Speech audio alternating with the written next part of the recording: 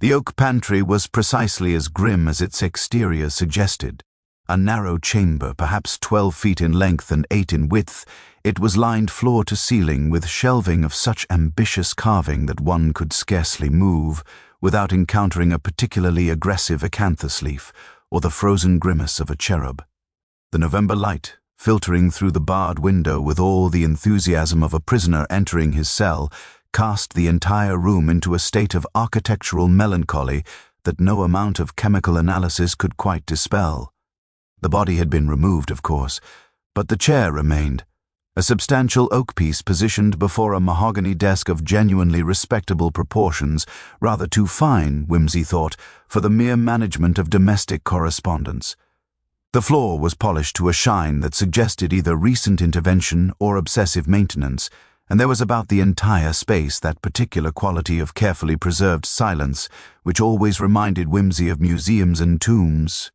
Inspector Cranton, following at a respectful distance, allowed Whimsy to conduct his examination in that peculiar state of semi-conscious attention which the detective had long since perfected. He began, rather to Cranton's evident bewilderment, not with the desk or the chair, but with the shelving itself.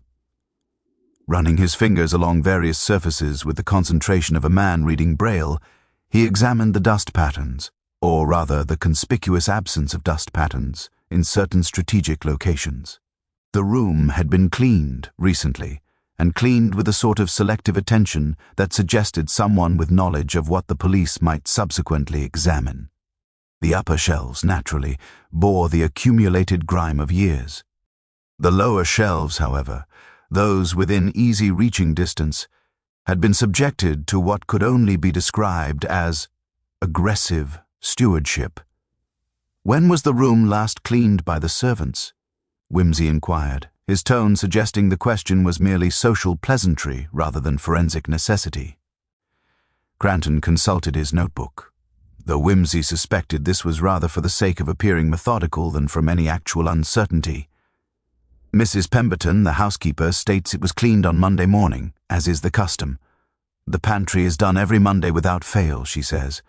Mr. Ashford preferred it that way. Kept everything orderly, didn't require intrusion during the week. How very considerate of him," Whimsy remarked, moving toward the desk with the careful deliberation of a man navigating a minefield composed entirely of social convention. "And the correspondence mentioned by your inspector, where precisely was it discovered?" "In the post tray." Cranton indicated a silver tray on the desk's left side, currently empty. Letters had been opened with this. He produced a paper knife, steel, rather elegantly weighted, and bearing only the faintest traces of what might have been dried blood. Though Whimsy found this detail somewhat theatrical. No prints, of course. Someone was thorough. Whimsy took the knife with the delicacy of a man handling a particularly explosive manuscript, and examined it with an expression that suggested he was studying not the object itself, but the implications of its very existence. The weight was good, the balance excellent. It was clearly expensive, the sort of thing a gentleman of means accumulates without conscious decision simply by existing in proximity to decent silverware. He set it down again with minimal ceremony. "And Mr. Ashford's hands?" he asked, turning now to regard Cranton with an expression of such studied innocence that the inspector immediately looked guilty, despite having done nothing whatsoever. "Were they examined? For stains, marks, peculiarities of pigmentation? The toxicologists among us do so love their details." "Yes, sir," Cranton said, in the tone of a man who has been asked if he has remembered to breathe. "No marks consistent with direct poisoning. No corrosion. The poison was administered either through ingestion or, well, through some method we haven't yet determined. The response was reasonable as far as it went, which was precisely not very far at all." Whimsy moved to the window, where the bars cast their striped shadow across the desk, and gazed outward into the November garden with an expression of apparent ennui. In reality, he was noting several pertinent facts. The distance to the nearest tree was some 15 feet, the ground below was soft from recent rain, and would have recorded any disturbance quite clearly. The bars themselves showed no signs of having been recently tampered with, and they were of the proper thickness to resist anything short of industrial machinery. The window latch, when he tested it, Cranton's evident alarm at this liberty notwithstanding, was genuinely locked, and the mechanism was original, stiff with age and disuse. "Tell me," Wimsey said, turning back to face the inspector with that particular expression of courteous interest that usually preceded his most devastating questions, "when precisely did Mr. Ashford die? The toxicologists have opinions, I assume." "Between 8 o'clock, Monday evening, and 6 o'clock Tuesday morning," Cranton recited. "Somewhere in that window. The cold has made precision difficult." Wimsey nodded slowly, as though this were precisely the information he had expected, though his eyes suggested he had been hoping for something quite different. "And the valet, this faithful retainer who discove, read the body. Has he been thoroughly interrogated regarding his movements during the relevant period?" The way Cranton's jaw tightened suggested that perhaps this particular line of inquiry had yielded results somewhat more problematic than initially anticipated. The valet's name was Fellows, a man of approximately 50 years, with the sort of discretionary bearing that suggested generations of family service compressed into a single, perpetually dignified frame. He occupied the small sitting room adjacent to the servants' quarters, with the resigned posture of one accustomed to answering questions, though whether from professional habit or guilty conscience remained to be determined. Wimsey established himself in a chair of questionable comfort, the servants' quarters at Ashford Manor, apparently operating under the philosophy that physical discomfort promoted moral clarity, and regarded the man with an expression of genuine, if slightly theatrical, sympathy. "Mr. Fellows," Wimsey began, accepting a cup of tea with the graciousness of a man who understood that refusing domestic hospitality was tantamount to declaring one's fundamental untrustworthiness, "I find myself in that peculiar position of the outsider who must nevertheless presume upon intimate knowledge. You have served Mr. Cedric Ashford for how many years?" 23 years, sir," Fellows replied, his hands folded with the precision of a man who has learned to control every aspect of his physical presentation. "Since he was a younger gentleman, before the marriage, and in all that time you had observed no unusual habits? No peculiarity of routine that might suggest, anxiety, perhaps, or the sort of fearfulness that precedes an attempt upon one's life?" The question hung in the air with considerably more weight than its apparent innocence would suggest. Fellows's fingers tightened almost impercept. Eebly, a betrayal so minute that an observer less practiced than Wimsey would have missed it entirely. "Mr. Ashford was not a man to display emotion, sir. But in recent weeks, yes, there had been a certain tension. He seemed preoccupied." "How recent?" Wimsey pressed gently, as though they were discussing nothing more consequential than the weather's impact upon the garden. "Weeks, you say. But how many weeks precisely? Since the arrival of his nephew, or antedating that particular visitation?" "Before, sir," Fellows said slowly, as though extracting each word individually from some carefully guarded repository. 3 weeks, perhaps 4. He received a letter. I recall it distinctly because it arrived on a Sunday, which was unusual. Sunday post, sir. And after reading it, he seemed altered. He locked himself in the pantry for some hours. I could hear him pacing." Wimsey set down his teacup with the deliberation of a man performing an important ritual. "You could hear him pacing. Curious. I was under the impression the pantry was somewhat soundproof. Given its age and construction, one might expect the walls to muffle even the most determined perambulation." "The floorboards, sir," Fellows explained, with the exhausted tone of one who had already been corrected on this point by the inspector. "There's a slight flex in the eastern section. You can hear footsteps quite distinctly if you're in the passage outside, particularly if someone is walking with agitation." "Did you report this observation to the inspector?" "I did, sir. He seemed to think it irrelevant." Wimsey smiled, though it was the sort of smile that suggested he found the inspector's deductions considerably less relevant than he perhaps believed them to be. "And this letter that arrived on the Sunday, did you happen to observe from whom it was posted? The postmark, the handwriting, any indication whatso?" "Where of its origin?" Fellows hesitated, and in that hesitation lay the entire machinery of the case, waiting only for the proper application of leverage to set it in motion. "The handwriting was feminine, sir. That much I noticed, and the postmark was London, though I confess I did not examine it with the precision your question seems to demand. But you observed it nevertheless, Wimsey noted with evident satisfaction. As one does observe such things, when one has spent 23 years attending to the small details that constitute a gentleman's daily existence. Now then, this letter, what became of it? Was it disposed of, or does Mr. Ashford maintain correspondence in some particular location? He burned it, sir, Fellows said quietly.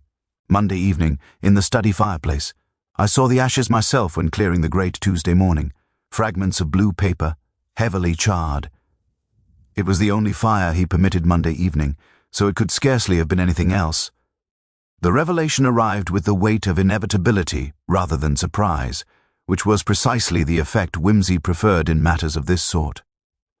He rose from his uncomfortable chair with the fluid grace that belied his years, and moved to the window, where the grey November afternoon was surrendering itself to the particular gloom that descended upon English country houses during the early winter. In the garden beyond, the ancient oaks stood like sentinels, their bare branches articulating against the darkening sky in patterns that suggested everything from accusation to philosophical resignation, depending largely upon one's mood. "One final question, Mr. Fellows," Wimsey said, without turning from the window, "and I trust you will forgive its personal nature. Were you aware of any impropriety in Mr. Ashford's circumstances? Any connection, however remote or seemingly innocent, to a woman of his acquaintance? Someone he might have corresponded with before his marriage, perhaps? Someone from his past?" The silence that followed was sufficiently prolonged to constitute an answer in itself. When Fellows finally spoke, his voice had acquired that particular quality of resignation that accompanies the abandonment of discretion in the face of necessity. "There was someone, sir, years ago, before he married the current Mrs. Ashford, a lady who did not approve of the match. I believe they maintained a correspondence, though I was never permitted to see it. The letters arrived at the club, you see, sir, and occasionally at London addresses where he maintained rooms. But that was all long ago. 20 years at least. 20 years. Wimsey repeated softly, as though contemplating the mathematical precision of vengeance deferred. How very patient grief can be when properly motivated. The drawing-room of Ashford Manor possessed that particular quality of enforced cheerfulness that characterizes the spaces where English families gather to pretend that recent tragedy has not fundamentally altered the texture of their relationships. A fire burned in the marble fireplace with the determination of someone who believed that sufficient heat could compensate for the absence of genuine warmth, and the afternoon light, filtered through heavy velvet curtains, cast everything in that ambiguous shade which renders facial expressions simultaneously theatrical and concealed. It was here that Wimsey discovered the assembled household, Mrs. Ashford the younger, widow of the late Cedric's son, arranged upon the settee with the rigid posture of a woman who had learned to weaponize her own composure, Mr. James Ashford, the nephew and presumptive heir, whose nervous consumption of brandy suggested a man whose financial difficulties had perhaps been more pressing than heir indiscretion, and Miss Hartwell the companion, who occupied a chair positioned with such deliberate peripherality that one was forced to conclude she had spent considerable years perfecting the art of being simultaneously present and invisible. Inspector Cranton performed the introductions with the gravity of a man announcing an execution which was not entirely inaccurate, though the metaphor was perhaps slightly premature. Wimsey settled into a chair with the ease of a man who had conducted 10,000 interviews in drawing-rooms precisely like this one, and whose fundamental understanding of human nature suggested that most of the forthcoming testimony would require considerable decoding. "I trust the inspector has already troubled you with the preliminary questions," Wimsey began, his tone suggesting he considered such preliminaries rather beneath his notice. "So I shall endeavor to confine myself to matters that may have escaped his notice.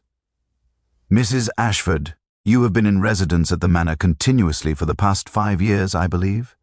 6 years, the widow corrected, with the precision of a woman who has learned that accuracy in small matters serves as defense against accusations regarding larger ones.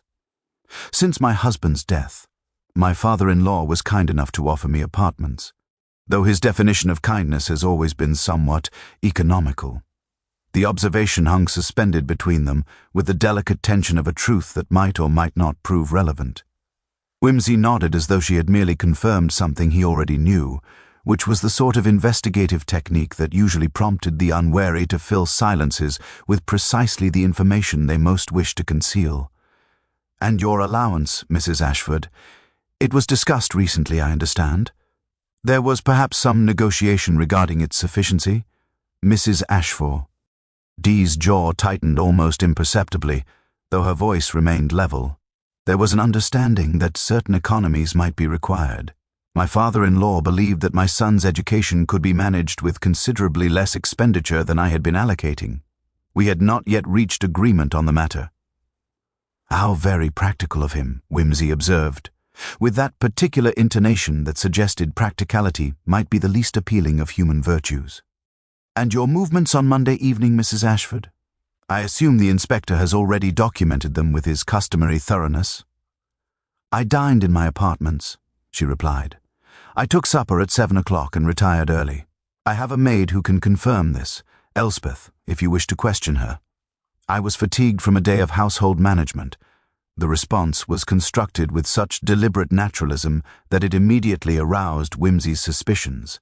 Innocent people, in his experience, tended toward excessive elaboration, piling detail upon detail in their anxiety to convince. Mrs. Ashford's simplicity suggested either genuine innocence or the sort of practiced composure that came from considerable experience in deception. Before he could pursue the matter further, Mr. James Ashford shifted his weight with enough obvious anxiety to constitute a statement in itself. "Lord Peter," the young man ventured, his voice carrying that peculiar combination of deference and desperation that characterizes those for whom social position has become considerably less secure than their debts, "I trust you won't allow the inspector's suggestions to prejudice you regarding my circumstances. Yes, I have experienced financial reverses. Yes, I have been forced to approach my uncle regarding certain obligations. But I would never, I mean to say, the notion that I would resort to poisoning him, Whimsy supply." "Dee, gently.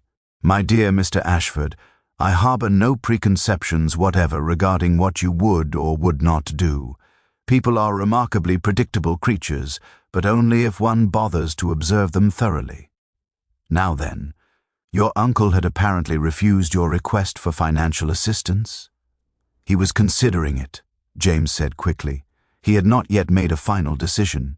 "I was genuinely hopeful that he might provide the necessary support. To claim otherwise would be dishonest." "Indeed," Whimsy acknowledged, turning his attention now to Miss Hartwell, whose remarkable ability to remain invisible had finally prompted him to notice her.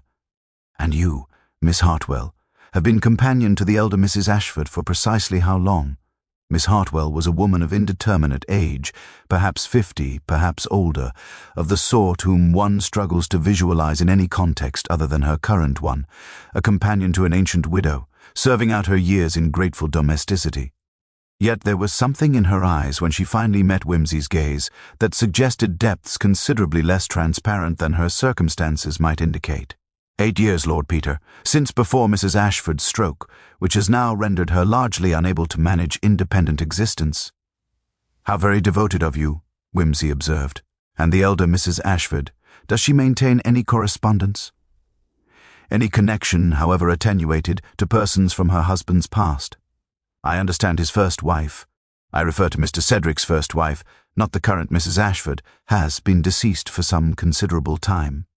The question produced precisely the effect Whimsy had anticipated, a subtle relaxation of tension, as though an expected explosion had finally occurred, and the relief of anticipation fulfilled superseded all other considerations. It was Miss Hartwell who answered, her voice acquiring a qual, itty of distant resignation. "Mrs. Ashford, the first Mrs. Ashford, died in 1902, Lord Peter. She was, I understand, a woman of considerable artistic temperament. My predecessor mentioned her occasionally. The late Mr. Ashford never spoke of her." "How very discreet of him," Whimsy remarked, rising from his chair with a fluid grace that suggested he had extracted precisely what he required. And yet discretion, in my experience, is generally the refuge of those who have something rather significant to conceal. The library at Ashford Manor occupied the east wing, with the territorial authority of a space that had accumulated books across multiple generations, without ever developing any particular organizational philosophy. Whimsy found himself alone there at 4:30, ostensibly searching for a volume on medieval toxicology that he had mentioned to Cranton, with the sort of casual specificity that usually prompted the inspector to arrange whatever materials might prove useful. In reality, he was conducting a systematic examination of the room's furnishings and fixtures with the concentration of a man reading an autobiography written in architectural language. The windows here faced the garden at a slightly different angle than those of the pantry, and the view encompassed not only the ancient oaks but also the servants' path that wound from the kitchen gardens toward the rear entrance of the house. It was while contemplating this particular geometry that Bunter appeared, materializing with that characteristic absence of announcement that suggested either supernatural prescience or the simple pragmatism of a man who had spent 20 years anticipating his employer's requirements. "I trust you are finding the collection adequate, sir," Bunter remarked, his tone implying that he had observed something in the library's arrangement that confirmed a theory he had been new. "RSing since their arrival at the manor, though I confess the cataloguing appears somewhat erratic." "Bunter," Whimsy said, without removing his gaze from the garden below, "you have possessed, for these many years, an almost preternatural talent for observing what others miss. Tell me, in your inspection of the servants' quarters and domestic arrangements, have you noticed anything regarding the comings and goings of the household staff on Monday evening?" Bunter moved to stand beside his employer with the practiced discretion of a man who had learned to contribute observations without the presumption of equality. "The kitchen staff departed at their usual hour, sir. However, I took the liberty of examining the servants' entrance and discovered what I believed to be fresh mud upon the threshold. Mud of a particular composition that appears consistent with that found in the rear garden, specifically near the maintenance shed, where the gardening implements are stored. Additionally, the lock upon that entrance shows minute scratches about the keyhole, though whether they date from Monday evening or an earlier period remains ambiguous."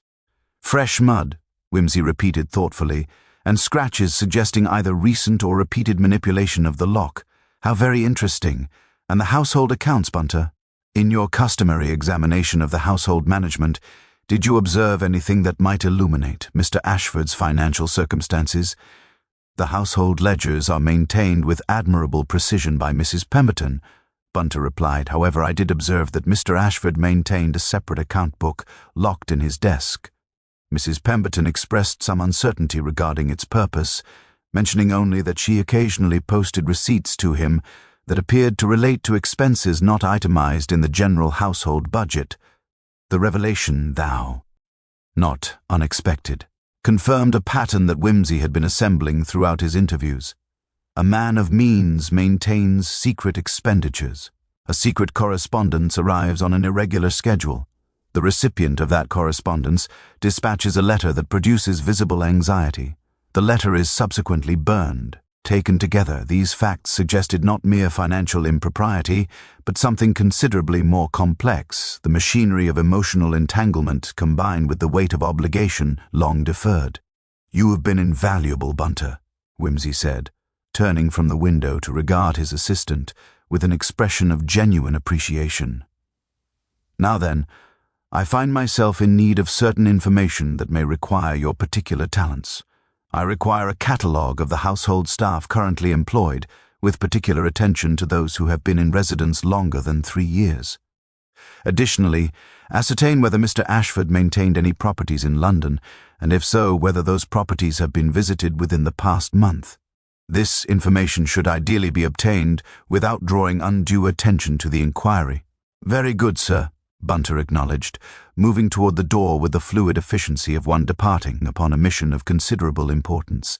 "I may observe that the head gardener has been with the household for nearly 30 years and expressed, during my conversation with him, a certain emotional investment in Mr. Ashford's well-being. He might prove a useful source of information regarding the property's history and any visitors who may have arrived through less conventional channels. After Bunter's departure, Whimsy returned to his examination of the library with renewed attention to detail. The books themselves, though numerous, suggested a mind of orthodox taste rather than genuine intellectual curiosity. The sort of collection one accumulated because one's station required it, rather than because genuine passion for literature animated the acquisition. Yet tucked between volumes on estate management and country sports, he discovered a series of volumes on classical mythology, their spines cracked with frequent consultation, their margins annotated with precise feminine handwriting. One volume in particular, a translation of Ovid's Metamorphoses, fell open naturally to the story of Medea, and here the annotations became almost feverish in their intensity, certain passages underlined multiple times, with marginal comments in a script that grew increasingly agitated. Patience, one noted. 20 years is nothing. He will answer for his betrayal. Whimsy closed the volume carefully and stood motionless for a long moment, the entire structure of the case crystallizing into sudden, terrible clarity. What had appeared to be a locked-room murder of mechanical impossibility now revealed itself as something far more psychologically intricate, a crime of premeditation so profound that it spanned decades, gathering force through years of carefully maintained bitterness. The question now was not whether the crime could be solved, but rather the precise identity of its instrument, and whether that instrument remained a conscious participant in the conspiracy or had been manipulated with such subtlety that the final act had been committed in complete ignorance of its true consequences. The afternoon light was fading rapidly, and Whimsy descended the library stairs with the peculiar sense of satisfaction that accompanied the moment when chaos revealed its underlying mathematical precision. Inspector Cranton, he suspected, would require considerable persuasion to accept what the evidence was now transparently demonstrating, but that was a difficulty of the inspector's own making. The guilty party, meanwhile, remained somewhere in this house, possibly unaware that their elaborate deception had already unraveled under the weight of annotated poetry and the simple damning fact of a paper knife that had never been used to open correspondence at all. Dinner at Ashford Manor proceeded with that particular English formality that persists regardless of circumstance, as though the consumption of food in proper sequence possessed some prophylactic property against the acknowledgement of murder. Whimsy found himself seated between Mrs. Ashford the younger and Miss Hartwell, an arrangement that suggested either deliberate design or the simple mechanics of social hierarchy, though he suspected the former.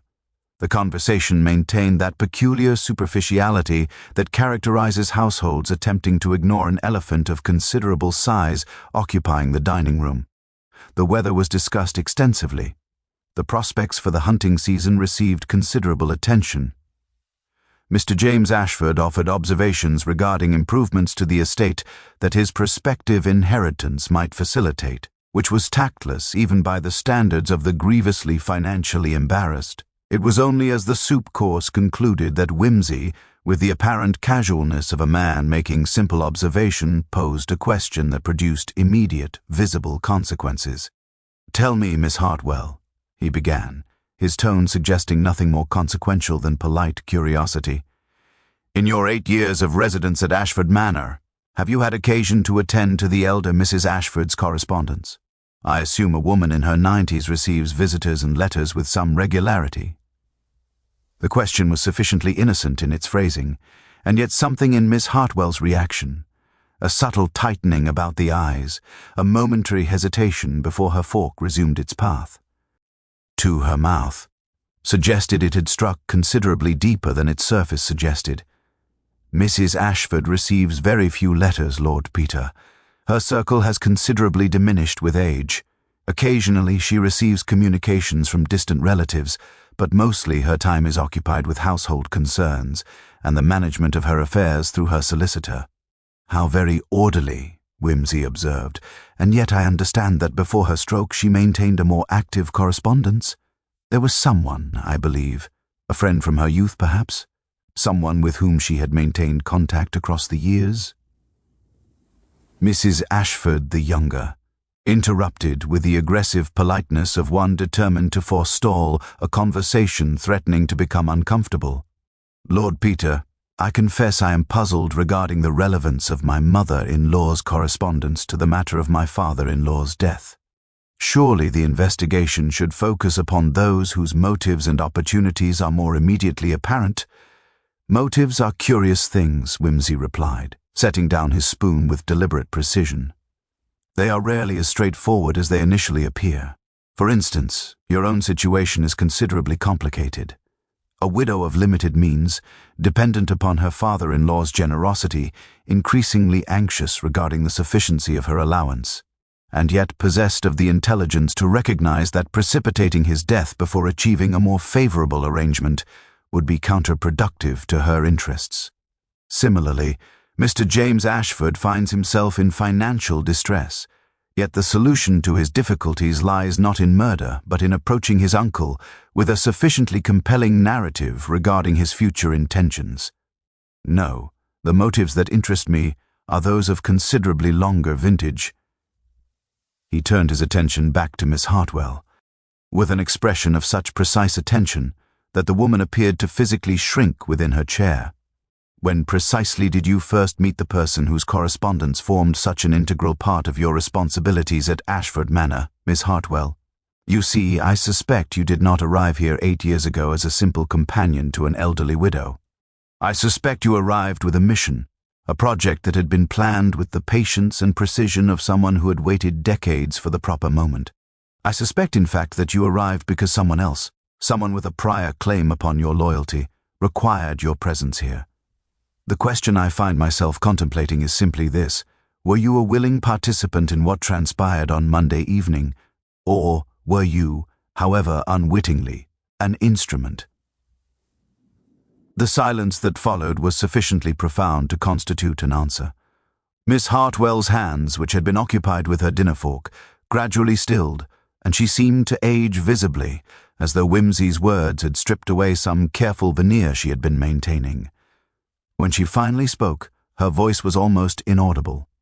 "I knew nothing of, I mean to say, I did not understand what was to transpire. I was asked to provide certain information, nothing more. The rest proceeded according to plans I had no knowledge of." "What information?" Whimsy pressed gently. "And provided to whom?" Before Miss Hartwell could respond, Fellows appeared at the dining-room door with the sort of timing that suggested he had been awaiting precisely this moment.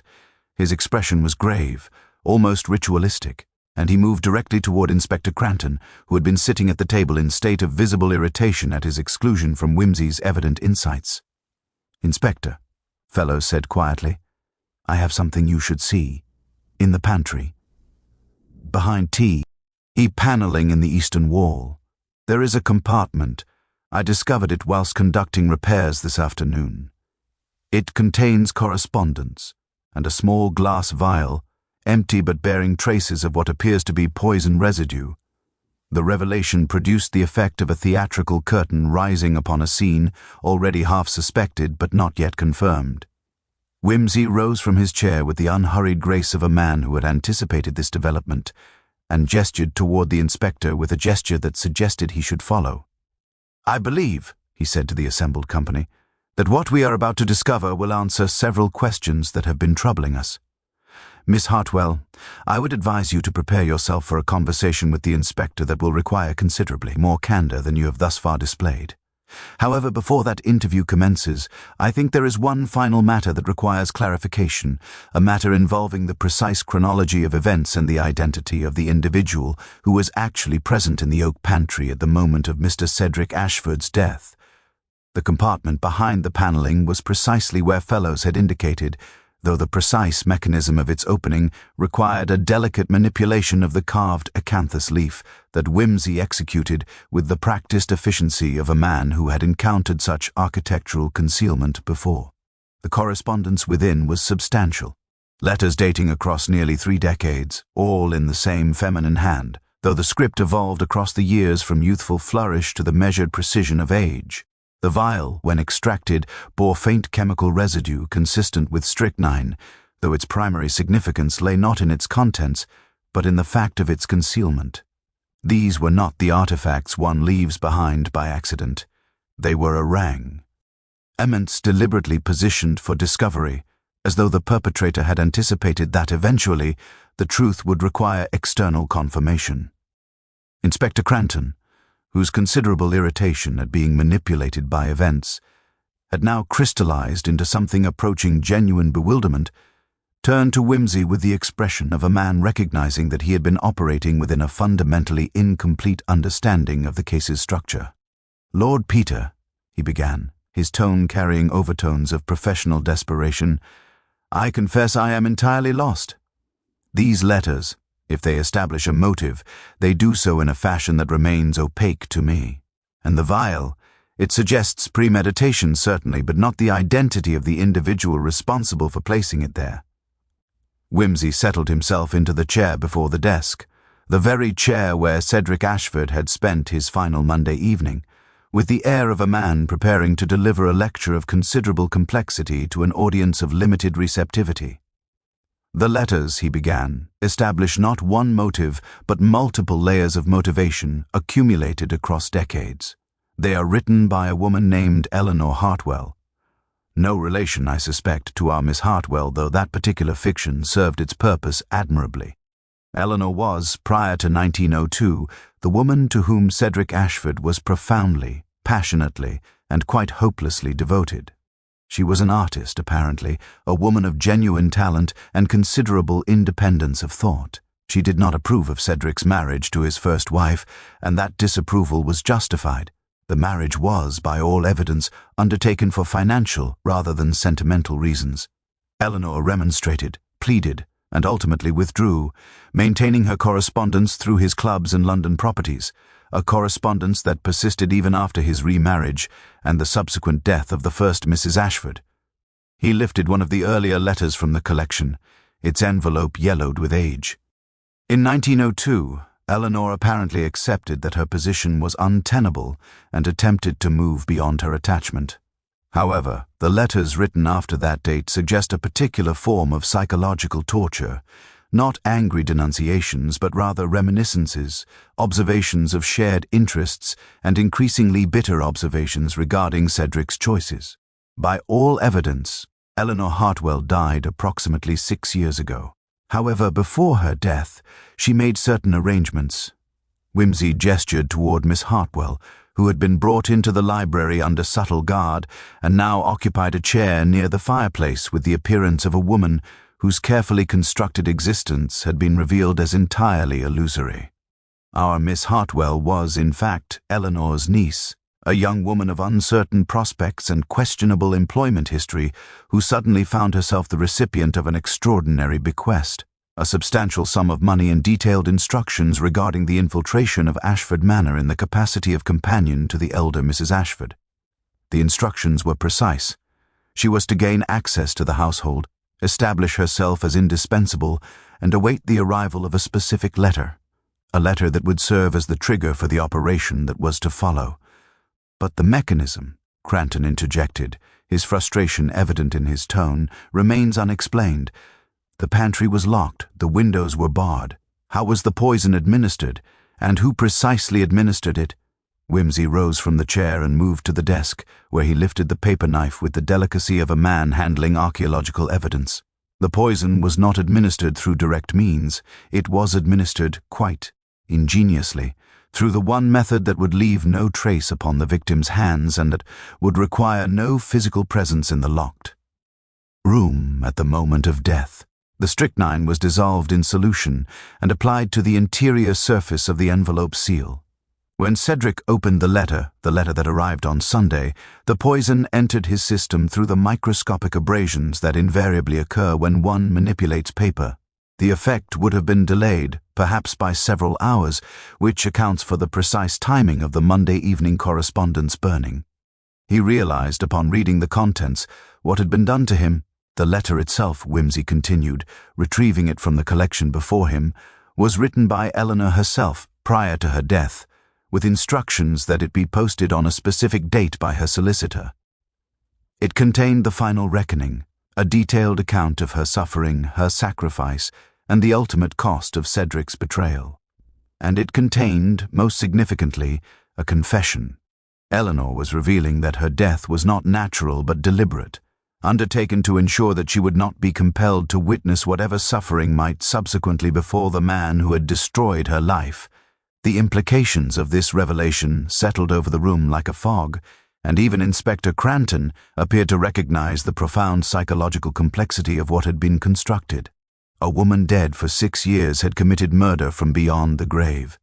An elderly widow had become the instrument of her sister's vengeance, however unwittingly, and the young woman seated before them had been transformed into a passive accomplice in an elaborate conspiracy spanning decades, a conspiracy that had been initiated long before she was even born.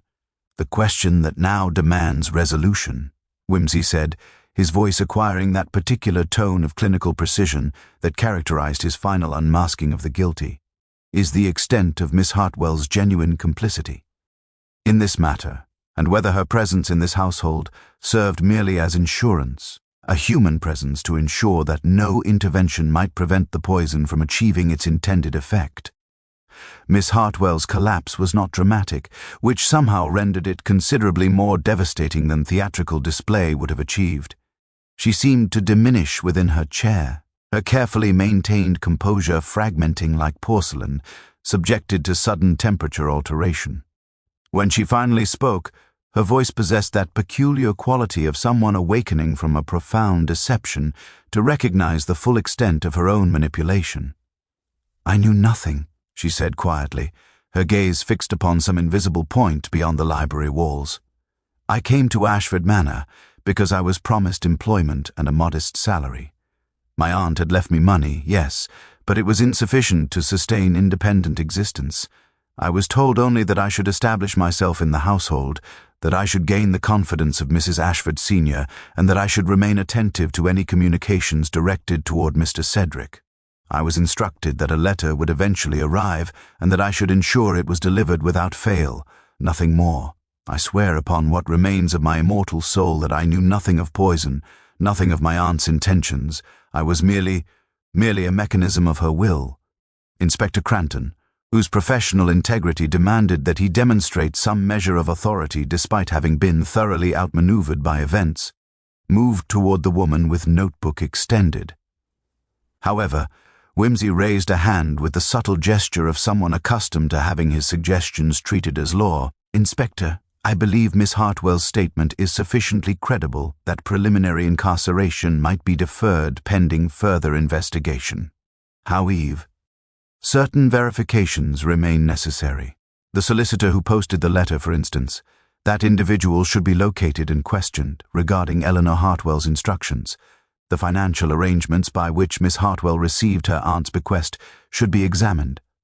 And most significantly, the precise contents of the letter itself require analysis."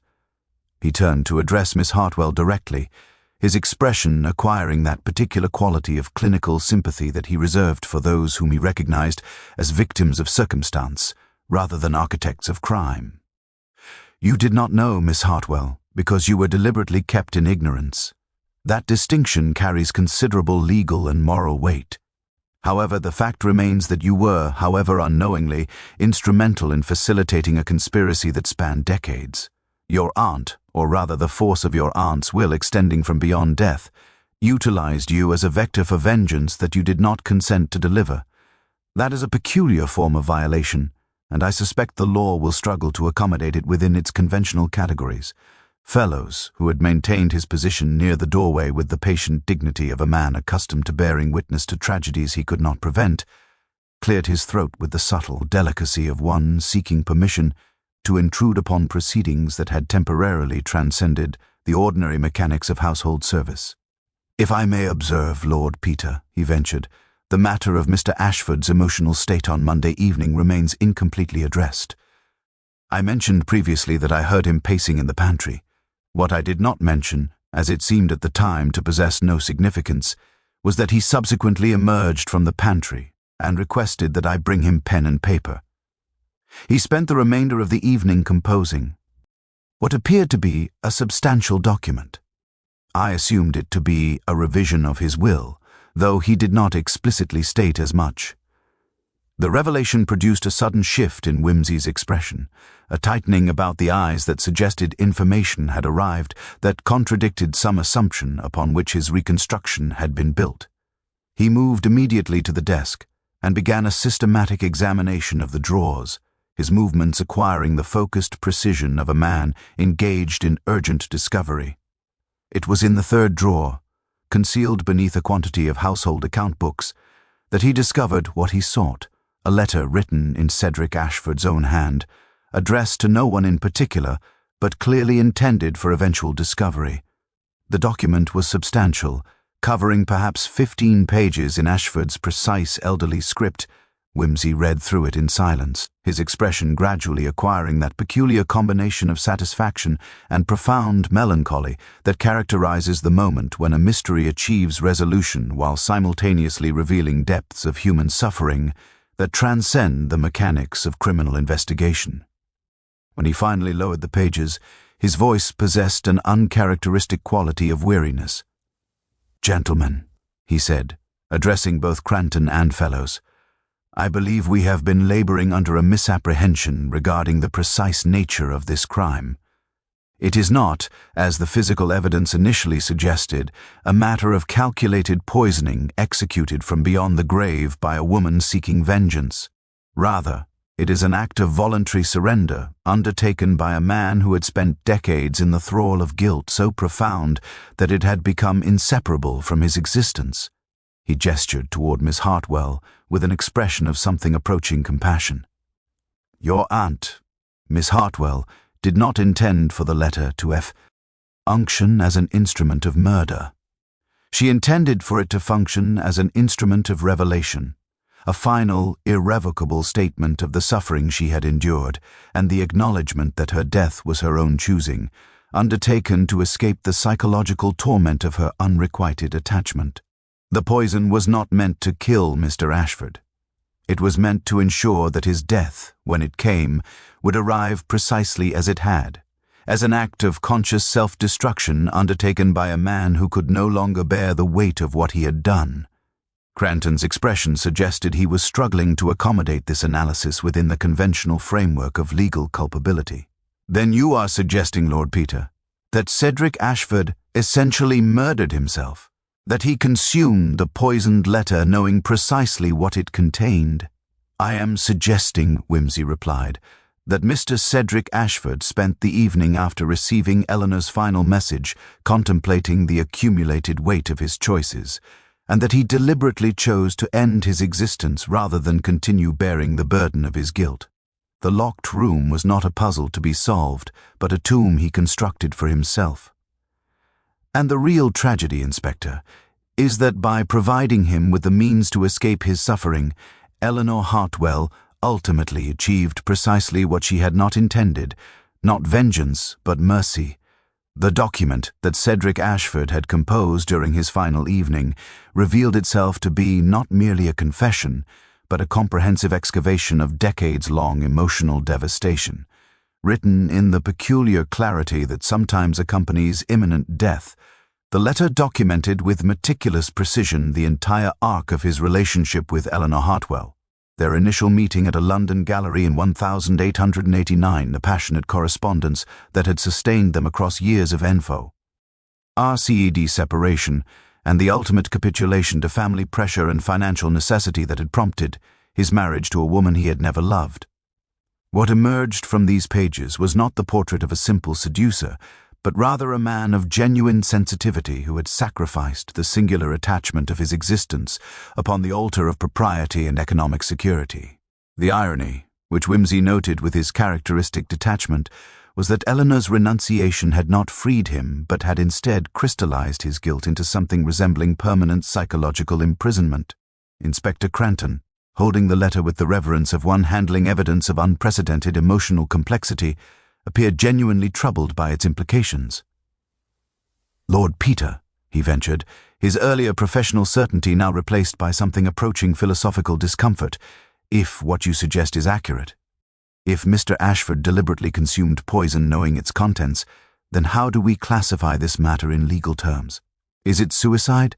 Is it murder effected by Eleanor Hartwell, albeit posthumously?" Is Miss Hartwell culpable for her role in facilitating the delivery of the poisoned letter, regardless of her ignorance regarding its nature? Whimsy moved to the window, where the November night had settled over the garden with the finality of a curtain descending upon a theatrical performance. The ancient oaks were now merely silhouettes against the faintly luminous sky, their branches articulating nothing but the simple fact of their existence, organic, persistent, indifferent to human suffering. The law inspector will likely determine that no prosecutable crime has occurred. Eleanor Hartwell is deceased, and therefore beyond its reach. Miss Hartwell was ignorant of the letter's true contents and of her aunt's intentions. Cedric Ashford, whatever the precise mechanism of his death, was the agent of his own destruction. The poison, while administered by Eleanor, cannot be construed as a weapon intended to murder, but rather as an implement of communication, albeit a communication of extraordinary and terrible sophistication. The machinery of justice, I fear, will find itself struggling to accommodate this case within its conventional categories. He turned back to address the assembled company with an expression of almost clinical detachment. However, what the law cannot accomplish, moral understanding may. We are confronted here with a tragedy of Sophoclean proportions, a tragedy in which vengeance, sought with such patience and precision, transformed itself into an instrument not of destruction, but of revelation. Eleanor Hartwell did not set out to kill her rival's husband. She set out to ensure that he would finally acknowledge the magnitude of her suffering. She could not have anticipated that her message would arrive at precisely that moment when Cedric had become so thoroughly exhausted by the weight of his guilt that he would interpret it as an opportunity for escape rather than an instrument of torment. Bunter, who had maintained his characteristic position of peripheral attendance throughout the proceedings, stepped forward with a document that he had apparently located during his own systematic examination of the household effects. "I took the liberty, sir," he said to Whimsy, "of examining the elder Mrs. Ashford's correspondence in the days prior to your arrival. I discovered this letter, dated approximately 2 months ago, written in Miss Hartwell's hand, but clearly directed to her aunt's memory. In it, Miss Hartwell expresses her confusion regarding the precise nature of the employment she had undertaken, and her growing awareness that her presence in this household was somehow connected to events and emotions that preceded her birth. The letter suggests, if I may be permitted the observation, that Miss Hartwell's conscience had begun to trouble her regarding the ambiguity of her position. The revelation introduced yet another layer of psychological complexity into an already multifaceted situation. Miss Hartwell, upon hearing the contents of the letter read aloud, began to weep with the peculiar intensity of one confronting the full implications of her own unwitting complicity. "I did not understand," she repeated, her voice acquiring the quality of someone reciting a formula they had rehearsed in solitude. "My aunt left me instructions. I was told only that I should establish myself here, that I should await certain communications, and that I should facilitate their delivery. But the more time I spent in this household, the more I observed Mr. Ashford's evident unhappiness, the more I recognized that something dreadful had been set in motion before I even arrived. I attempted to discuss this with my solicitor, but he merely assured me that I was fulfilling the obligations my aunt had established. It was only in recent weeks that I began to suspect that my presence here served a purpose I had not been informed of." Whimsy regarded the woman with an expression of genuine compassion, a rare emotional display that suggested he recognized in her situation a particular form of victimization that transcended conventional categories of criminality. "Miss Hartwell, your aunt did you a profound disservice by involving you in her scheme without your knowledge or consent. Whether her intentions toward Mr. Ashford were murderous or merely revelatory, the fact remains that she utilized you as an instrument of her will. That is a violation of considerable magnitude, and you bear no responsibility for the consequences that followed. However, I suspect the law will wish to examine your testimony. Regarding the letter's delivery, the circumstances of its posting, and the precise nature of your involvement in the household during the relevant period, Cranton, recovering somewhat from his earlier bewilderment, appeared to be reasserting his professional authority. There remains, however, the question of whether Eleanor Hartwell's actions constitute criminal poisoning, even if directed toward a man who subsequently chose to consume the poison deliberately. The law does not typically absolve individuals of responsibility merely because their victims prove cooperative in their own destruction. An excellent point, Inspector, Whimsy acknowledged. However, Eleanor Hartwell is deceased, as I have previously noted. The question of criminal responsibility becomes somewhat academic in her absence. What remains is the matter of how this household, this family, and this community process what has occurred, how they incorporate the revelation of decades-long passion, guilt, and suffering into their understanding of a man they believed they knew, but who has now revealed himself to have possessed emotional depths entirely unsuspected. That, I suspect, will prove considerably more difficult than any legal proceeding. The aftermath of a case, Whimsy had long since learned, possessed its own particular rhythm, a gradual transition from the intense focus of investigation toward the more diffuse, emotionally complicated process of resolution and departure. It was therefore without surprise that he found himself, on the following morning, summoned to the elder Mrs. Ashford's sitting room by Fellows, who maintained his habitual composure despite the evident gravity of the summons. The widow, now in her 94th year, occupied a chair positioned to capture what feeble sunlight the November morning provided, and she regarded Whimsy's entrance with an expression of such penetrating intelligence that one was forced to conclude that age had diminished her physical capacities considerably more substantially than it had impaired her mental faculties. "You have solved the matter," she stated rather than inquired, her voice carrying the authority of someone accustomed to having her observations treated as established fact. "Fellows informs me that you have determined the precise mechanism of my son-in-law's death, and that the responsibility, such as it is, can be attributed to a woman who died 6 years prior to the event itself. This strikes me as a conclusion of considerable philosophical interest, if limited practical utility." Whimsy settled himself into a chair positioned at a respectful distance from the widow, recognizing in her manner something of the precision and intellectual engagement that might have characterized Eleanor Hartwell in her youth. "Mrs. Ashford," he began, adopting that particular tone of courteous deference that he reserved for elderly women of genuine intelligence, "I find myself curious regarding your own observations of your son-in-law across the decades of your residence in this household. You are in a position to have observed patterns and emotional currents that others, less positioned, might have overlooked entirely." The widow smiled with the faint irony of someone who has spent nearly a century observing human nature and has come to find its operations simultaneously predictable and infinitely surprising. "My son-in-law was a deeply unhappy man, Lord Peter. I recognized this fact within a week of my marriage to his father, though I maintained, as women of my generation do, a discreet silence regarding the matter. He was not an unkind man. He was, in fact, generous to the point of foolishness with those dependent upon him. But he moved through life as though laboring beneath a weight that others could not purse.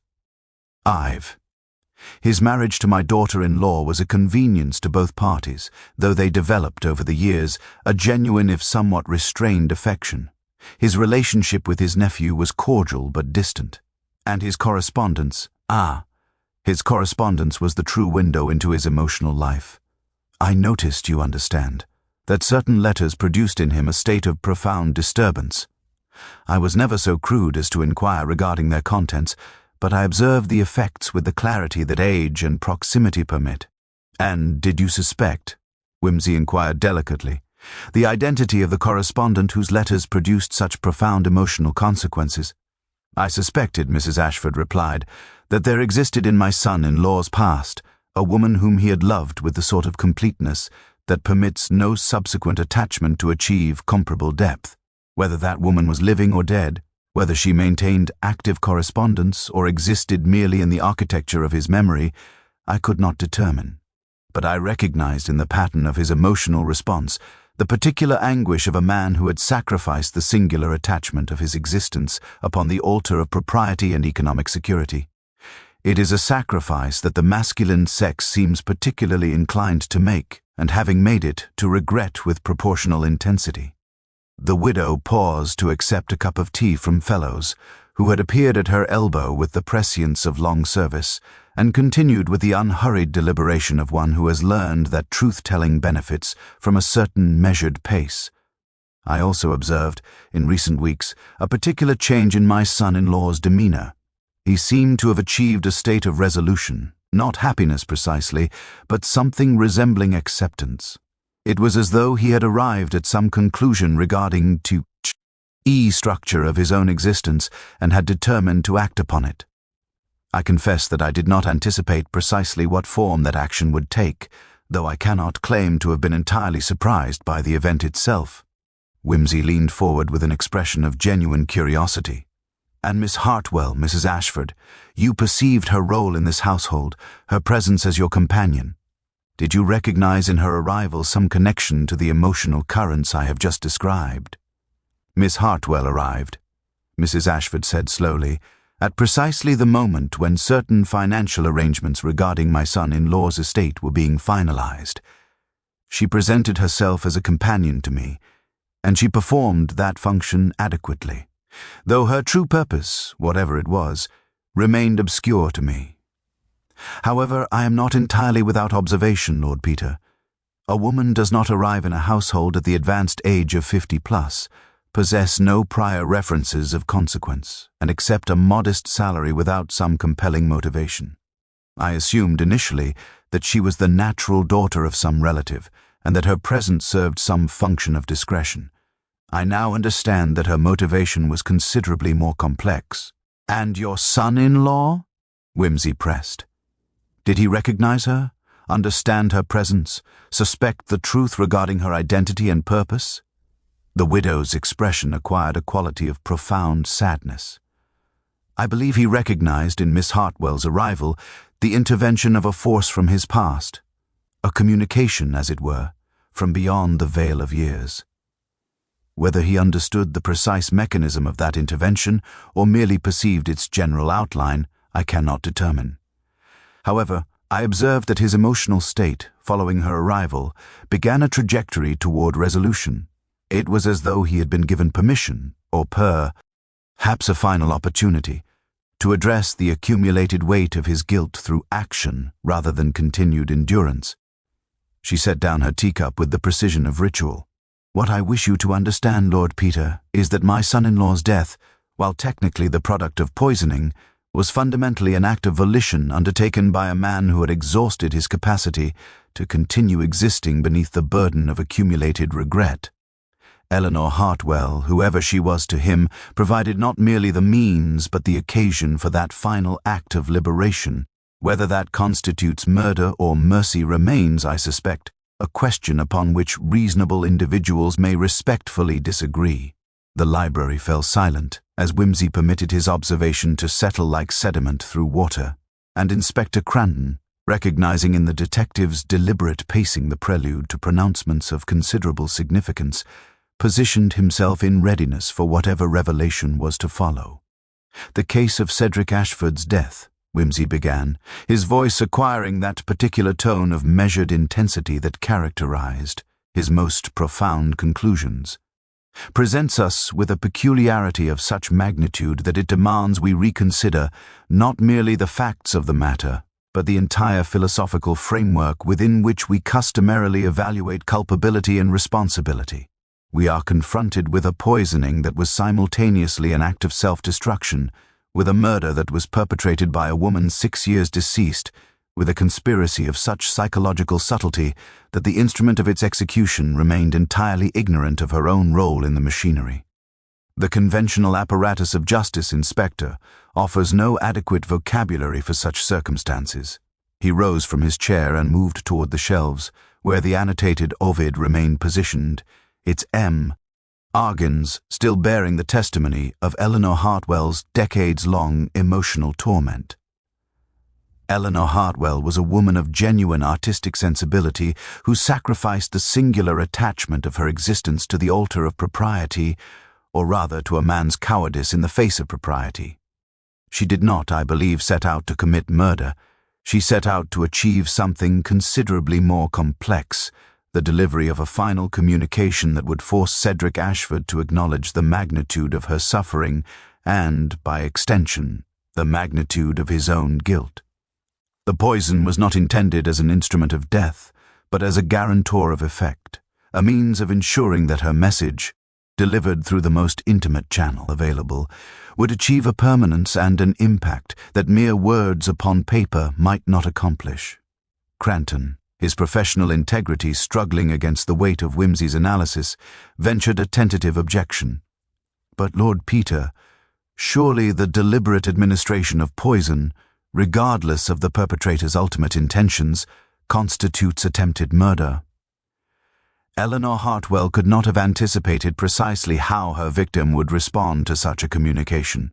She took a considerable risk that Mr. Ashford might survive the poisoning and recover to prosecute her, or, if she is deceased, to prosecute her estate.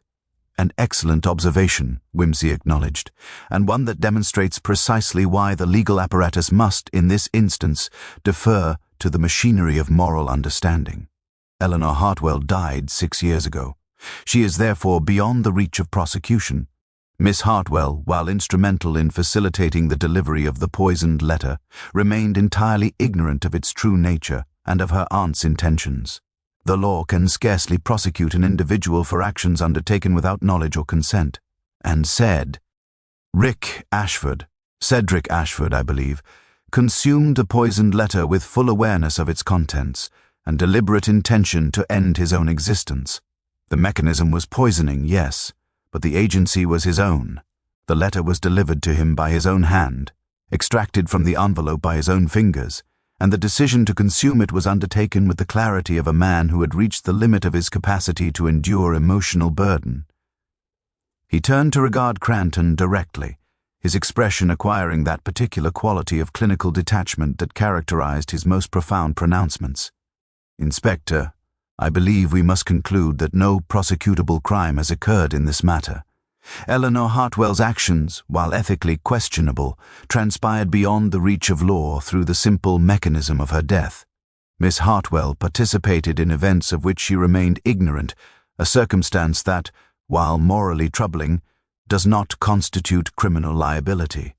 And Cedric Ashford, whatever the precise mechanism of his demise, was the agent of his own destruction. The law does not prosecute individuals for choosing to end their own lives, even when that choice is facilitated by external circumstances." Cranton absorbed this analysis with visible discomfort, his professional instincts warring against the logical precision of Whimsy's reasoning. And yet, Lord Peter, surely there exists some mechanism by which the Crown might pursue Eleanor Hartwell's estate for attempted murder, or some similar charge that would acknowledge the culpability of her actions. "The Crown might pursue such a matter," Whimsy replied, "but I would counsel against it. Consider the circumstances that would necessarily be revealed in any legal proceeding, decades of passionate correspondence maintained, in secret, the sacrifice of personal happiness for the sake of propriety, the accumulation of emotional suffering so profound that it generated thoughts of vengeance extending beyond the grave itself. The public revelation of such circumstances would serve no purpose but to transform a private tragedy into public spectacle. Moreover, I suspect that most juries, confronted with the full narrative of Eleanor Hartwell's suffering, would prove remarkably reluctant to find her actions worthy of punishment, regardless of the technical legality of poisoning." Whimsy moved toward the window, where the November afternoon was surrendering itself to the approaching evening with the finality of a curtain descending upon a theatrical performance. "What I believe has occurred here, Inspector, is the completion of a pattern that began decades ago when two individuals, motivated by passion and constrained by propriety, made choices that generated consequences far exceeding their initial intentions. Eleanor Hartwell chose to sacrifice her personal happiness for the sake of allowing another man to pursue his life according to the dictates of social convention. That sacrifice generated in her a bitterness so profound that it persisted even into death. Cedric Ashford chose to accept the constraints of propriety rather than risk the social and financial consequences of choosing genuine attachment. That choice generated in him a guilt so profound that it ultimately proved unsustainable. And Miss Hartwell, innocent instrument of her aunt's will, found herself transformed into a participant in a tragedy the full implications of which she could scarcely comprehend. He turned back to address Cranton with an expression combining both resignation and a certain austere compassion.